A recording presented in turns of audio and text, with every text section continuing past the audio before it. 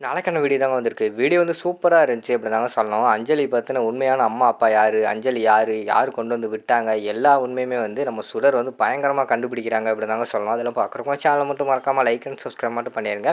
First எடுத்தோனேயுமே கோர்ட்ல தான் காட்டிக்கிட்டு இருக்காங்க. கோர்ட்ல வந்து வெயிட் பண்ணிக்கிட்டு இருக்காங்க. அந்த இடத்துல வந்து ஜட்ஜ் வந்து வந்துடுறாரு. வந்தோனேயுமே அப்போ வந்து ஜட்ஜ் வந்து நம்ம எழில பார்த்து கேட்குறாங்க. நீங்க என்ன சொல்றீங்க? குழந்தைய வந்து இத்தனை வருஷமா பறி கொடுத்தவங்க வந்து திருப்பி கேட்குறாங்க. நீங்க என்ன சொல்றீங்க? அப்படிங்கிற மாதிரி கேட்டவொடனேயும் எழில் வந்து சொல்கிறாரு, இல்லை சார் என்னால் தர முடியாது. ஏன்னா வந்து நான் இப்போ ஒரு 4 வருஷமாக வந்து அவளை எடுத்து வளர்த்துக்கிட்டு இருக்கேன். அதனால் வந்து என்னாலலாம் அஞ்சலி பிரிஞ்சு இருக்க முடியாது. அது மட்டும் இல்லாமல் குழந்தை எல்லாருமே வந்து அஞ்சலி மேலே ரொம்ப பாசமாக இருக்காங்க அப்படின்னு சொல்லிட்டு இருக்காங்க.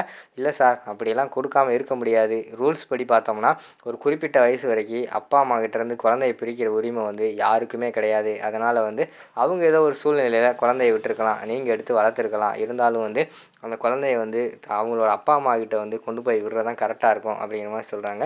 இல்லை சார் நாங்கள் வந்து பாசமாக வளர்த்துட்டோம் அப்படிங்கிற மாதிரி வந்து எழில் சொல்லிக்கிட்டு இருக்காங்க.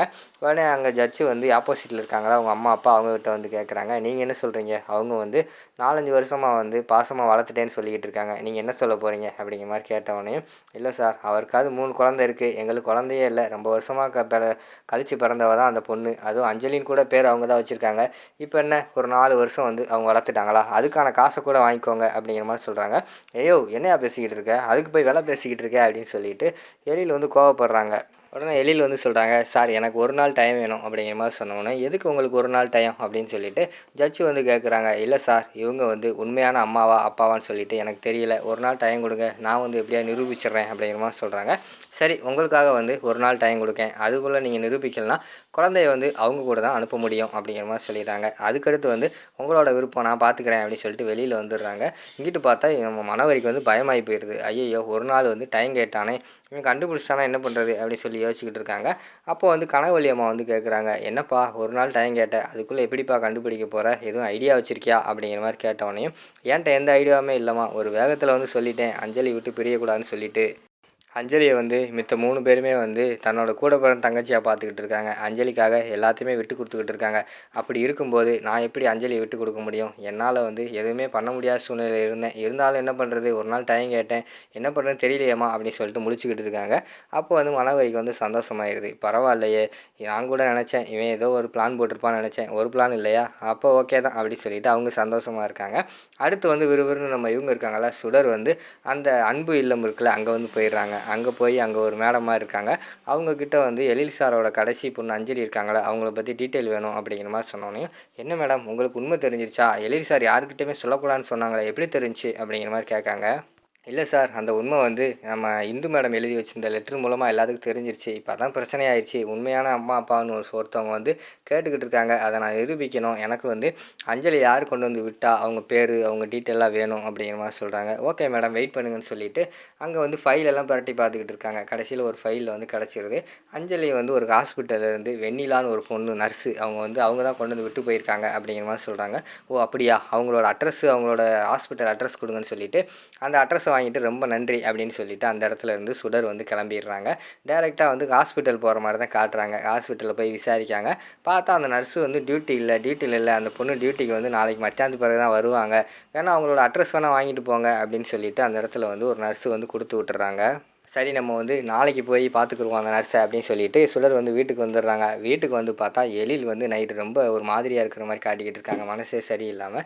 சார் ஏன் சார் ஃபீல் பண்ணிக்கிட்டு இருக்கீங்க அப்படிங்கிற மாதிரி சொன்னோடனையும், அதெல்லாம் ஒன்றும் இல்லை, எனக்கு வந்து நாளைக்கு எப்படியாவது வந்து அஞ்சலி நம்ம கூட தான் இருக்கணும், அதுதான் எனக்கு இப்போ ஒரே எண்ணம் அப்படிங்கிற மாதிரி சொல்லிக்கிட்டு இருக்காங்க. சார் நீங்கள் ஒன்றுமே கவலைப்படாதீங்க, நான் பார்த்துக்கிறேன் அப்படிங்கிற மாதிரி சொல்கிறாங்க.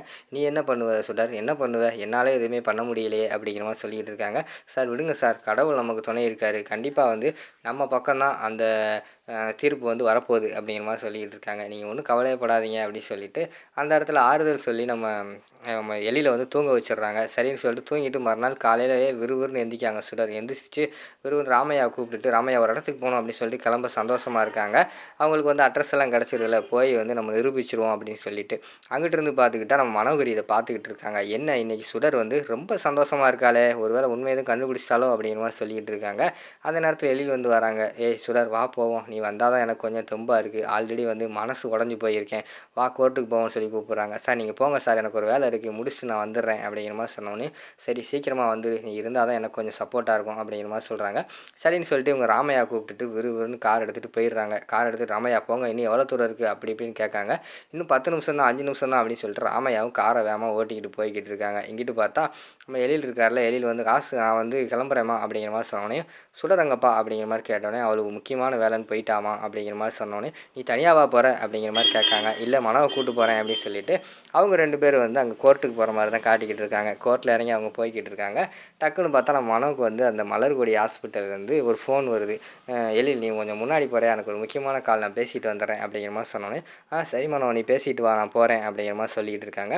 அப்போ வந்து அவங்களுக்கு அந்த ஹாஸ்பிட்டலில் வந்து ஸ்பையாக ஒருத்தவங்க வச்சுருக்காங்க. அவங்க வந்து கால் பண்ணுறாங்க. மேடம் எப்படியோ வந்து அஞ்சலி யார் கொண்டு வந்து விட்டா, அது எல்லாத்தையுமே வந்து இவன் சுடர் வந்து மோப்பம் பிடிச்சிக்கிட்டு இருக்கா, என்னன்னே தெரியலை அப்படிங்கிற மாதிரி சொல்கிறாங்க. அவளுக்கு இப்படி கிடச்சது அப்படிங்கிற மாதிரி சொன்னோன்னே, ஹாஸ்பிட்டலுக்கே வந்துட்டா, நேர்லேயே வந்து அந்த நர்ஸோட இதெல்லாம் வாங்கிட்டு போயிட்டா, அட்ரஸ் எல்லாம், இப்போ அங்கே தான் போய்கிட்டு இருக்கா, முடிஞ்சதை பார்த்துக்கோங்க அப்படின்னு சொல்லிட்டு இன்ஃபார்ம் பண்ணிடுறாங்க.